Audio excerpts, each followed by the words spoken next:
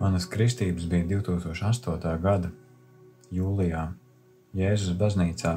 Tie bija apmēram 2 gadi vai vairāk laiks, kad Dievs dažādos veidos mani aicināja un uzrunāja. Es mācījos mūziku un strādāju Valsts kamerorķestrī Sinfoneta Rīga. Tur mēs diezgan regulāri spēlējām Rietuma Eiropas sakrālo mūziku, Johana Sebastiāna Baha kantātes, reiz arī Jozefa Haidna monumentālo skaņdarbu Pasaules radīšana, jeb radīšana, kur teksts ir no Mūzes pirmās grāmatas, jeb Genesis, par to, kā Dievs rada pasauli un cilvēku un kā cilvēki sāk dzīvot kopā. Bija kāda reize, kad mēs arī atskaņojām mūsdienu skotu komponista Džeimsa Makmilana skaņdarbu 7 pēdējie vārdi no krusta. Tas ir skaņdarbs, kur komponists ir izvēlējies tos mūsu pestītāja Jēzus Kristus vārdus, kas ir atrodami evaņģēlijos, ko Jēzus Kristus saka, kad viņš ir piekauts krustā.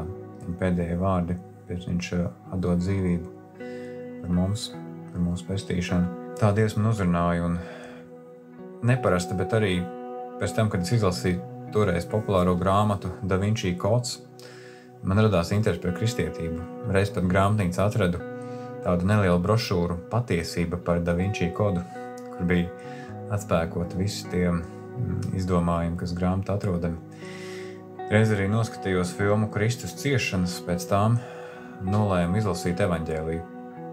Man liekas, ka vienā piegājienā izlasīju šķiet Marka evaņģēliju. Katrā ziņā laikam skatījos un meklēju, kurš ir īsākais. Tolaik arī dziedāju kamerkūri Austrums. Kamerkūrs Austrums man bija tā kā es saku, otrā mūzikas skola, jo mēs tiešām aptvērām lielu repertuāru, ļoti skaistu mūziku, un daudz no tās bija arī sakrālā mūzika, gan latīniski, gan latviski, gan klasiska, gan moderna. Un tur bija lūkšana teksti, tur bija mesas teksti, dziedāta ticības apliecība, mūsu tēvs lūkšana. Atceros, ka tēvreizes lūkšanas iemācījos dziedādams 2003. Gada dziesmu svētkos, kad šo lūkšanu Lucijas Garūtas, no Lucijas Garūtas kantātes Dievs tam zeme deg, mēs to dziedājām Rīgas domā, dziesmu svētku garīgās mūzikas koncertā. Tad arī bija lielā Riharda Dubris oratorija Deum. Tā Dievs man uzrunāja caur mūziku, kuru es pat tā kā īsti pats nebija gribējis mācīties. Mācījos mūziku tādēļ, ka vecāki gribēja. Līdz tam arī šķiet, ka liela nozīme bija tai idejai, ka kristietība ir viens no pamatiem mūsu Eiropas kultūrai. Tā ideja man uzrunāja. Atceros, ka mūzikas akadēmijā es to ar lielu pārliecību teicu vienai māsai Kristo, kur bija vienu kursu augstāk par mani, un viņa bija ļoti atvērta evaņģelizēt. Un tur varbūt savs nopelns arī bija profesora Leona Taivāna mācītajai reliģiju vēsturei, ko pirmajā kursā mūzikas akadēmijā mums mācīja. Profesors Taivāns ļoti interesanti stāstīja par kristietību, par kristietības vēsturi, par dažādiem aspektiem, arī par apostolu Pāvilu, un arī tajā kursā bija par citām reliģijām. Un tā es mūzikas akadēmijā sastapu arī draugus, kuri bija ļoti praktizējoši kristieši. Viņi bija no dažādām konfesijām, no baptistiem, no katoļiem, no luterāņiem. Un šķiet, ka tam bija lielākā nozīme, ka manā kursā bija tādi kursabiedri. Tolaik arī mūzikas akadēmijā notika trešdienu rītos tādas lūkšanas kopīgas. Tā kā mazā grupa, tā kā pastorāts, varbūt varētu salīdzināt Ģertrūdē. Stundu pirms lekcijas sākuma mēs pulcējāmies pagrabstāvā vienā no klasītēm. Kopīgi lasījām Dieva vārdu un arī aizlūdzām par dažādām vajadzībām. Un bija kāds laiks, kad es sāku arī iet uz šo lūkšanu rītu. Man uzrunāja, laikam tas galīgais pamudinājums bija tas, ka viena māsa Kristū man piekdienas vakarā sastapa mani nākot no sporta zāles un pastāstīja, ka mēs par tevi Jurģi aizlūdzām. Tas man kaut kā uzrunāja, ka es nākamajā trešdienā arī aizgāju uz turieni pirmo reizi. Tagad, atskatoties uz to laiku, šķiet, ka tā bija tāda jaunības eksistenciālā krīze, jaunības dzīves jēgas meklējumi, brīžiem tādi iekšēji ļoti, varbūt pat izmisīgi. Man nebija neviens cilvēks laikam, ar ko to pārunāt. Es izjūtu arī lielu nedrošību vispār. būt sabiedrībā, jutos par sevi ļoti nepārliecināts, jutos, ka dzīvē esmu daudz kļūdījies. Un tā es meklēju kādu garīgo atbalstu, garīgo pamatu. Kādu laiku bija tā, ka baznīca mani interesē kā sakrālā celtne, kā vēsturiska ēka. Kad es braucu pa Latviju ar divriteni dažādos braucienos, es ļoti labprāt piestāju pie baznīcām, apskatīju tās, un bija kaut kā labi pie baznīcām uzkavēties. Un arī ar kori mēs dziedājām ļoti bieži baznīcā un arī dievkalpojumos. Bet es īsti nevaru saprast, kāpēc bija vajadzīgs tik ilgs laiks, lai es pats tā personīgi atsauktos ar sirdi. Tas Dievam ir zināms. Tad pienāca kāds brīdis, laikam 2008. gada sākumā, kad es nolēmu, ka es vēlos kristīties un es vēlos saņemt kristības sakramentu, un tad es arī Jēzus baznīcā sāku iet uz iesvētas mācību. Un tā sākās mans ceļš kopā ar Kristu, sekojot viņam. Man atgriešanās nebija tāda pēkšņa. Tā nebija arī viena alfa kursa ietveros. Tas bija ilgāks laika posms. Tie bija ilgāki meklējumi, kuru laikā Dievs man pamazām uzrunāja. Es atceros, ka jau tad, kad es vēl varbūt nemeklēju tieši Kristus baznīcas virzienā atbildes uz saviem jautājumiem, man līdzās bija cilvēki, gan manā kamerkorī Austrums, gan manā orķestrī, gan arī vidusskolā jau. Es mācījos kopā toreiz kontrabasu, un mans skolas biedrs bija priesteris Kārlis Miķelsons.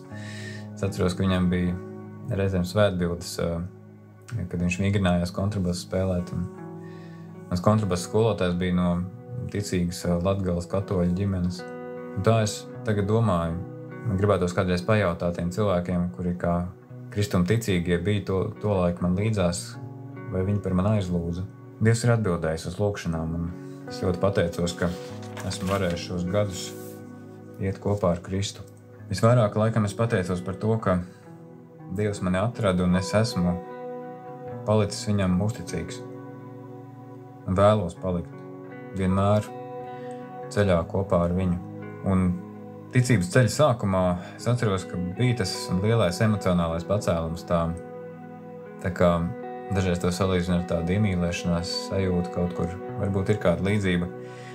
Bet man šeit noteikti tā, ka tas paiet.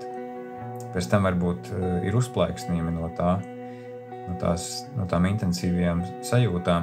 Bet es pateicos Dievam, ka, protams, apzinoties, ka ir ikdienā dažādas grūtības un arī tādi ticības pārbaudījumi brīži, bet es varu teikt, ka ticība ir mana pārliecība.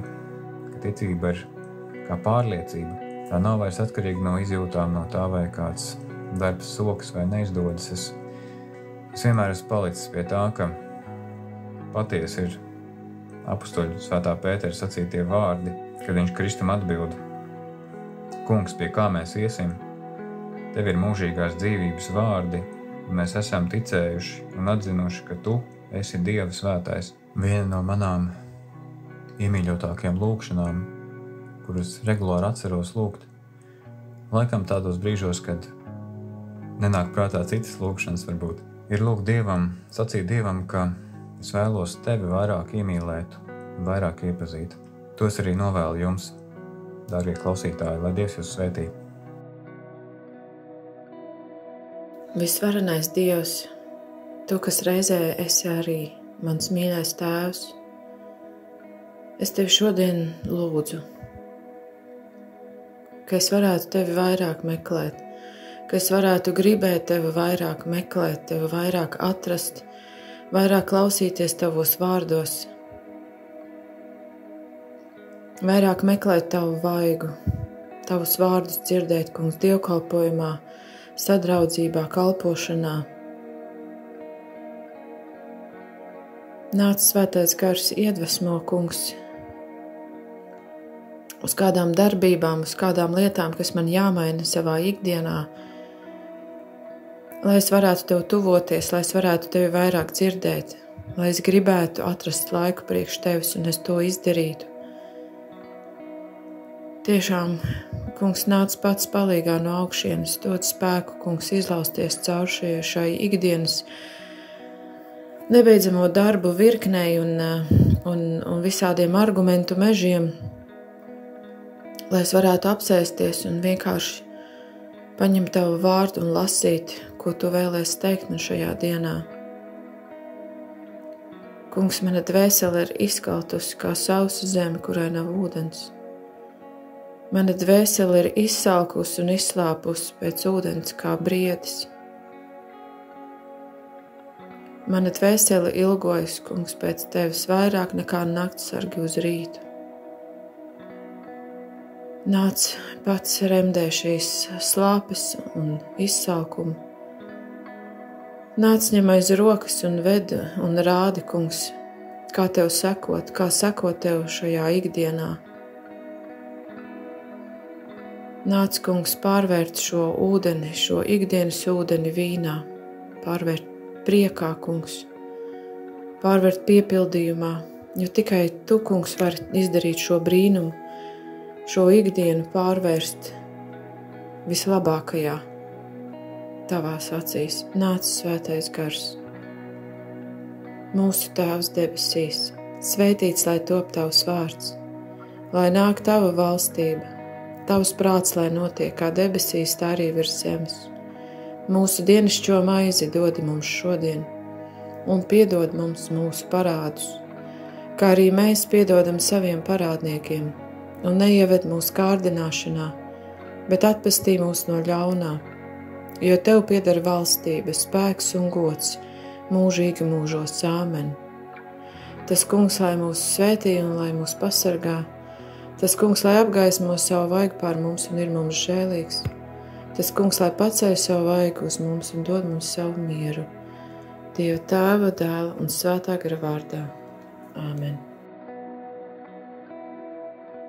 Aicinu piedalīties audio liecību projektā Mīlestības ceļš liecībās arī tevi. Ieraksti balss ziņās savu stāstu, kā Dievs sevi ir tev atklājis, ko viņš ir darījis un kā Jēzus ir tev palīdzējis, uzmundrinot, samīļojot, dziedinot, stiprinot. Esi daļa no dzīvā evaņģēlija pasaulē un ieraksti savu audio liecību telefonā, izmantojot balss ieraksta aplikāciju un nosūti to uz e-pastu liecības@gertrude.lv.